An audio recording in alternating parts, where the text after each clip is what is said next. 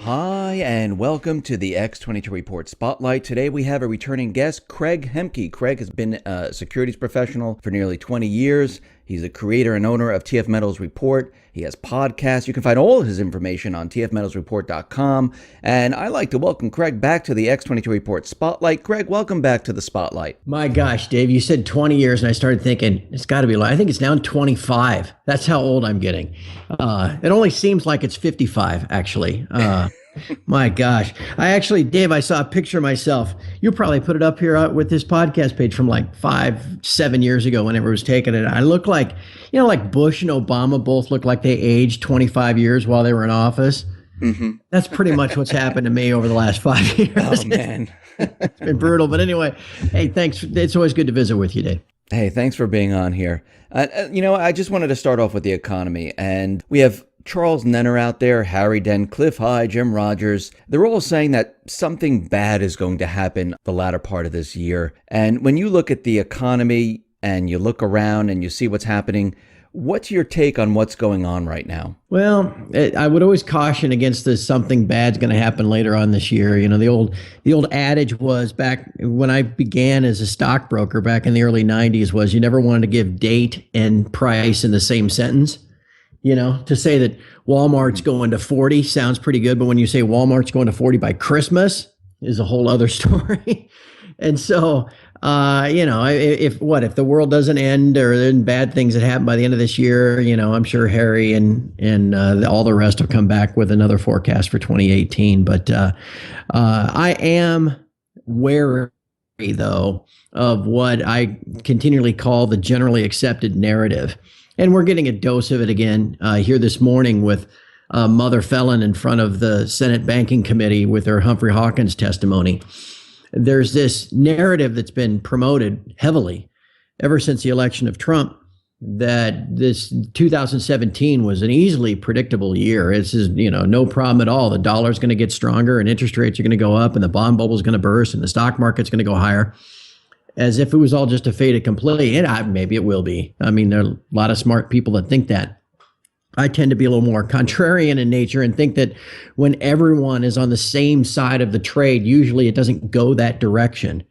So far in 2017, it's played out that way, though now the dollar and the dollar yen are bouncing back up a little bit. But, the dollar at one point was down almost 4% year to date before this little bounce began. About a week or so ago. So we'll see. We'll see if it's as simple as everybody leads you to believe. All these rate hikes are getting priced in. We've been promised rate hikes since 2009? Yeah. And so far we've gotten one each over the last 2 years. I'm going to have to see it to believe it. I just don't know if 2017 will play out in the manner that everybody seems to expect it will. Now, Trump, as he came into office, actually, when he was campaigning, he was talking about, bringing back jobs, manufacturing, other jobs, keeping jobs from going overseas. And he talked to Carrier, Ford, GM, and a lot of these companies, they're still taking the jobs and moving them to Mexico. They haven't really changed anything. Now, as Trump is continually out there saying this, do you think with the current economy, do you think he can actually bring the jobs back to the U.S.? Will that even make a difference? Well, that's what you wonder about. Frankly, this may sound like really way out there, whacked out, but I've always thought, in a sense, some of the job exporting was actually related in a way to the petrodollar scheme. You know how the Kissinger came up with that back in the early 70s. If we would always price energy in dollars, there'll always be demand for dollars, and those dollars that we print here will get incubated and recycled and all that kind of stuff. And I think the tax structure of the U.S. was also set up in a similar manner, so that if we continue to offload manufacturing and get goods to be manufactured in other, parts around the world, other places around the world where they can be manufactured less expensively and then shipped here, that is also a way to kind of incubate dollars, ship dollars overseas when we buy these other countries' goods, and again, get them all incubated. Look, I'm no tenured economist, so I haven't written papers on this kind of thing, but that's just always been my idea. And so I wonder if One, if he'd be successful in remaking the U.S. economy, and can any president actually do that? And if it isn't too far gone, and if that system isn't already so entrenched that there's not much he can do, lowering the corporate taxes and trying to, I guess as they call it, repatriate these funds that are held overseas by these U.S. corporations and have those dollars come back so that the government can tax them. I wonder about that almost from an inflationary standpoint. I don't know if it'd be significant enough that it would cause much inflation, but a lot of these things that he's talking about are, it's really difficult to predict how it might all play out should it come to pass. And which I guess kind of gets back to what we talked about in the first question. Is it really that predictable and straightforward as to how a Trump administration is going to play out? If we listen to what Mario Draghi, Christine Lagarde, and Fitch just currently, they said, oh, yeah, Trump's economic policies, what they're forecasting is that the economy might, suffer under this. And if the economy, not just here in the United States, but globally, start to deteriorate, it's because of Trump's policies. And Mario Draghi said this, Christine Lagarde said this, Fitch said this. And to me, it sounds like they're kind of setting him up to take the fall for the economy deteriorating as we move forward. Yeah, and on that kind of similar note, Dave, Trump has as his chief trade advisor, I think is the guy's title, a gentleman by the name of Peter Navarro. Mm-hmm. And this guy set his sights in a couple of places already. That Trump has talked about Mexico and a border tax and tariffs and things like that. And then Navarro himself was out talking about the ECB and the euro and how the euro is undervalued versus the dollar, and that kind of rocked the currency markets one day a couple of weeks ago. Well, this cat Navarro, besides being I guess he's a Harvard economist, he's an author, and two of his, I guess, more popular books, one is called The China Wars, and then the second one is called Death by China. And it's like, well, okay, how long before this guy turns his sights on China? And, if you want to call them the biggest currency manipulator, I would say the Japanese are probably the biggest currency manipulators, but with the way that PBOC pegs the yuan to the dollar, I think it's probably just a matter of time before that gets shoved to the forefront. And Trump's trade policies vis-a-vis China and the tariffs and things like that he discussed during the campaign, you just don't know how some of this stuff is going to play out, how it's going to be received, not only in the markets, but interpreted by the computers that run all the markets. It would just have to wait and see. And I'll give you one more thing too, Dave. That there was one thing that really moved everything one day last week was when Trump mentioned something about, his huge tax cuts that were coming, and they were going to be spectacular, and we'd have something in 2 or 3 weeks. And that sent the dollar, screaming higher and that kind of thing. And that's like as if he's just going to wave a magic wand in 2 or 3 weeks and these things are going to happen and the effects on the economy are going to be instantaneous. He might have a plan. He might have a couple of ideas he puts forth, but that stuff's got to go through Congress. And then it all has to then eventually take effect. And most of it wouldn't take effect immediately if it even did get passed. I mean, we're talking late this year, next year. And then by the time any of that trickled down to the actual economy, it's another couple of quarters. But yet these markets these days, again, as they're all run by computers and all these computers scan the headlines, I guess I'll just draw back again to where we began. I think we have to be kind of cautious with all of this stuff because we just don't know, one, what Trump will suggest, how that will affect all the different global markets. No, that's true. I wanted to move on to gold right now. And last time you were on, we talked about Germany repatriating their gold. They wanted 300 tons, and it looks like that has been completed. It looks like they got all their gold back. But I don't know if you saw this, but something was very interesting about the gold bars they received. They had different labels on the bars than what they had before. And that is kind of strange. Does that tell you something? Does that mean that maybe the Fed really didn't have the gold? Right. What does that say to you? Well, that was kind of the thought at the time. That's always been part of it. And then, if I recall right, in the first 6 or 7 metric tons that they pulled out in 2013, they immediately had them recast. Isn't that how that initially worked? I mean, they shipped them to some refinery in Germany or Switzerland and had them recast and all that. And people thought, was the U.S. just kind of fending off some of their old coin melt bars from the 1930s, that were 90% purity? There just have always been all these questions surrounding that German repatriation schedule. And, as you talk about Europe and Germany, that's certainly an interesting item. But as we look forward into this year, I think perhaps even more compelling will be the demand for physical from just everyday Europeans. Because one of the things that hasn't changed is obviously Brexit is moving forward now. We're going to have a vote. Well, we had the vote of the House of Commons was last week, and now the House of Lords will be back. I think it's a week from Friday, and they'll begin whatever they do to eventually give Prime Minister May the approval to go ahead with Article 50 and Brexit. And then we've got everything that's going on in Greece rearing its ugly head again. We got the continuing problems in Italy, and we got Marine Le Pen kind of riding the same wave that Trump rode. There are real threats to the European Union and this single European currency. And so if you're a regular European, wherever you live, Luxembourg or Belgium or whatever, and you're faced with a kind of a double whammy of negative or zero interest rates on your savings in euros, but then a devaluing euro because, it may be going the way of the dodo bird.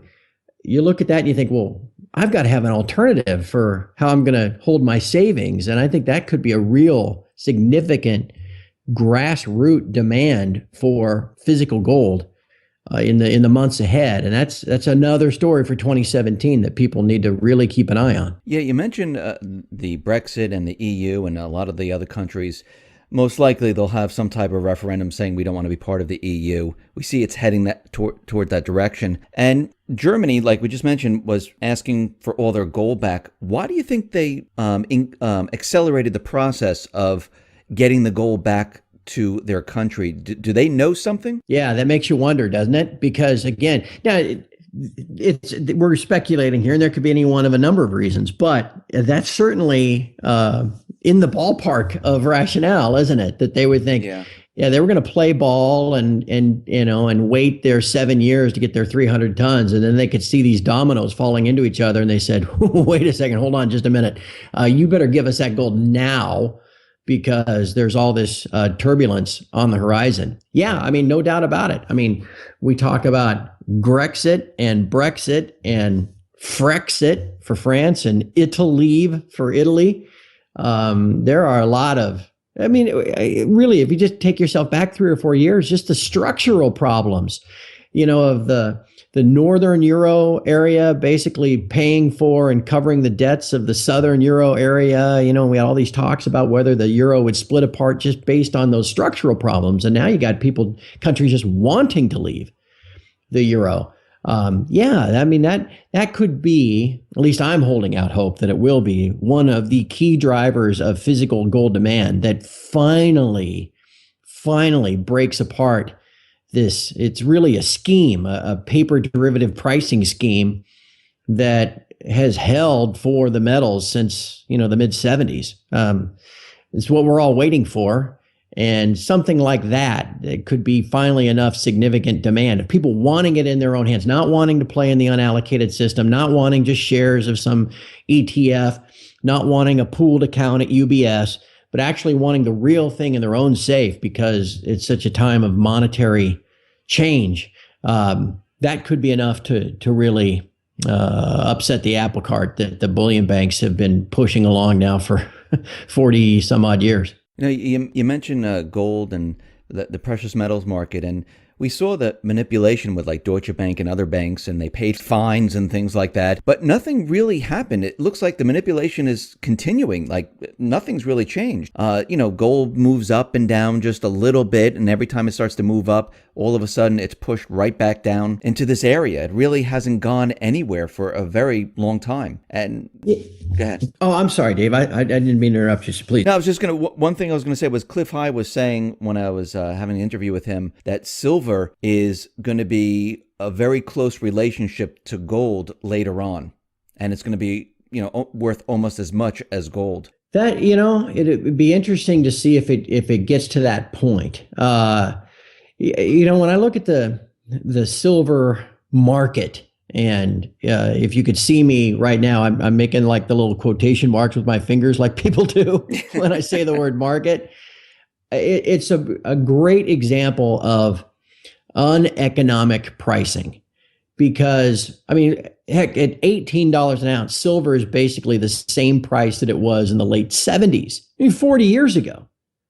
Everybody says, well, silver is a great hedge against inflation and all this kind of, it's a commodity, and commodities go up as inflation, all that. Really? 40 years? How about that? Yeah. What else has not gone up for 40 years? Silver is about it. And why is that? It is because the market that is used to come up with a price for silver has nothing to do with the actual exchange of physical silver. The price is instead set on these electronic derivative exchanges. And then people accept that price that's discovered for these derivatives as the price for the spot physical. It doesn't make any sense. Again, in these derivatives markets, like right now, the COMEX in New York has a total open interest of silver contracts of 195,000 contracts. Each contract represents 5,000 ounces. So we're talking 975 million virtual digital ounces of silver that are available on the COMEX. There's not 975 million ounces of silver on the COMEX. And the silver that's there, half of it's controlled by JP Morgan, but that's a whole other story. What is there is 975 million virtual ounces. Heck, Dave, the world only produces as annual supply about 880 million ounces. So how is it that the exchange where price is discovered can have 110% of global supply in open interest? And at the end of the day, it's this unlimited creation, this infinite creation of these derivative contracts that has led to a distortion in what should be an economically viable price for silver. The two symbols of that distortion are the ongoing supply deficit. You get those numbers now. It depends on who you talk to. Steve St. Angelo would tell you we've been in a silver supply deficit now for the last 15 years. Even more, I guess we'll call it conservative outlets like Thomson Reuters or GFMS would say at least the last 5 years we've been in a supply deficit for silver. And on another level, it's that pricing structure that explains a gold-silver ratio of 70-1 or whatever the hell it is at this point. For time immemorial, it's been 12-1, 16-1, and now suddenly it's 70-1. Well, why is it 70-1? Because again, the price that you're using in that ratio is not determined by the physical exchange of silver. Oh, sure, there's silver exchange at that price, but the price that's used is determined by the supply and demand of the derivative. It's a convoluted scheme that is rife with corruption, as you mentioned, with insider trading and manipulation and fraud. And unfortunately, it's the system we have until it finally breaks. Now, what you mentioned, though, is the right thing to do is to understand that this price is inaccurate, uneconomic, whatever you want to call it, and then use that to your advantage, and then just wait until the system finally collapses under the weight of the deceit and the fraud.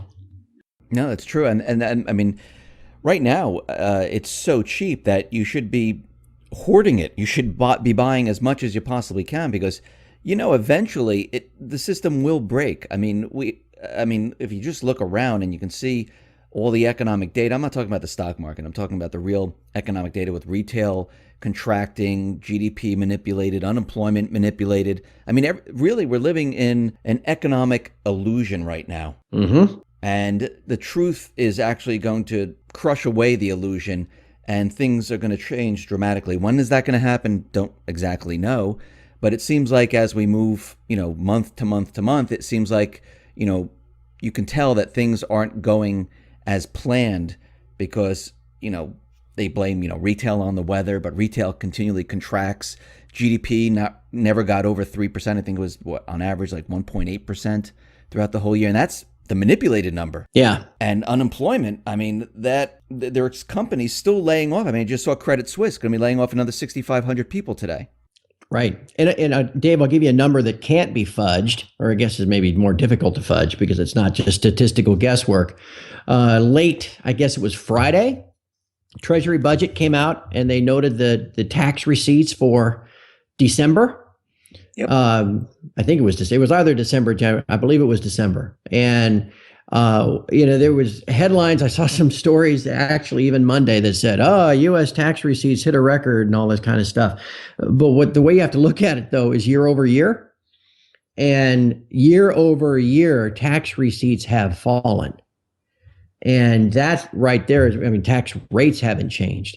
And so if you want a real measure of economic activity and employment and all that kind of stuff, U.S. federal government tax receipts is a great way to look at it. Zero Hedge noted this on Friday. They put up a chart showing that over the last 5 occasions, when tax receipts year over year have moved into negative, it has always been a precursor of recession.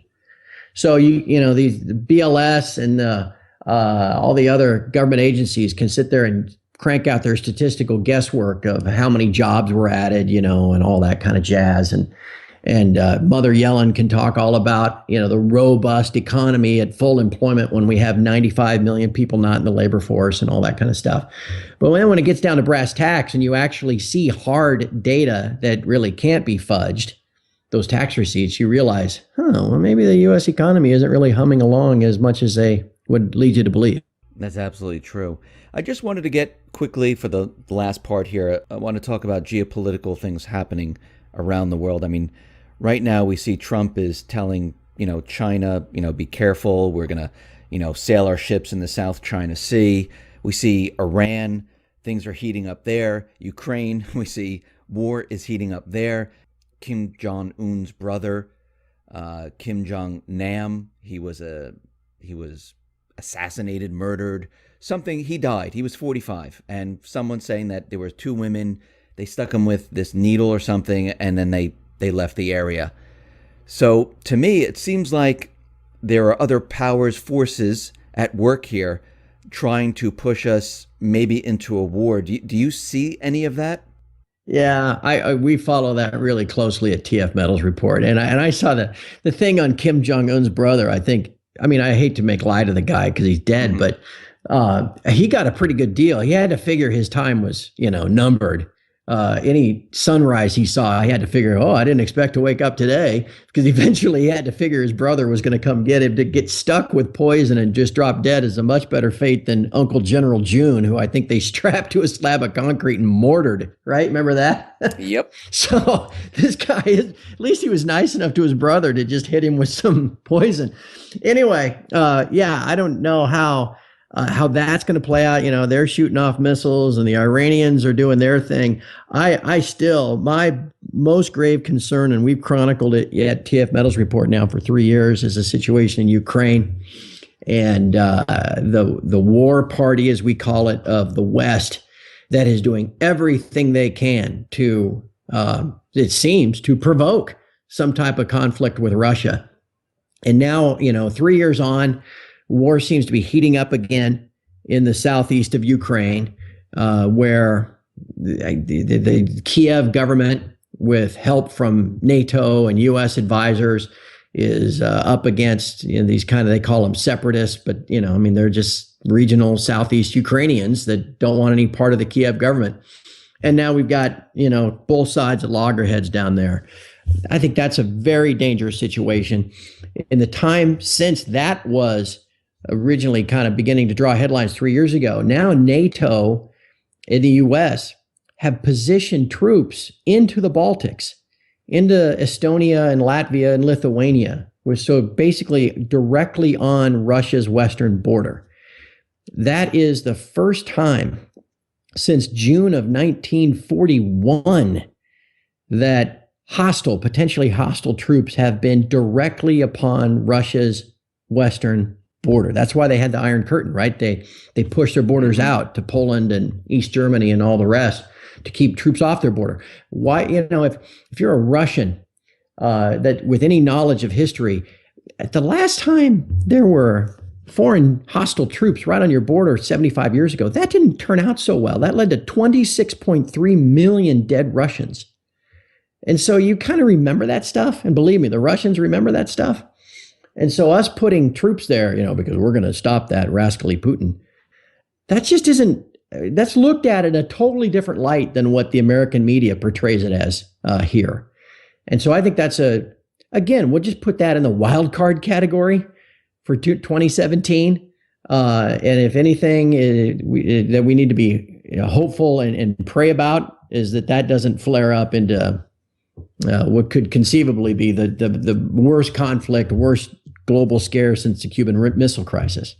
This notion that 2017, is going to be great, man. The stock market's going to 25,000 and the dollar's going to king dollar and the interest. I mean, as if, again, it's all just a fait accompli. And I would just suggest that maybe things are a little more complicated than that, and that people need to be a little more contrarian to the generally accepted narrative of what lies ahead. Craig, I really appreciate you coming on the X22 Report Spotlight. Once again, how can people see your work? tfmetalsreport.com. We all recognize that this debt-based financial system it's a mathematical certainty that eventually it's going to run out of gas, and we're all kind of preparing for that end. And so I encourage everybody to check it out again at tfmetalsreport.com. Craig, once again, thank you very much for being on the Spotlight. Dave, my pleasure. It's always fun.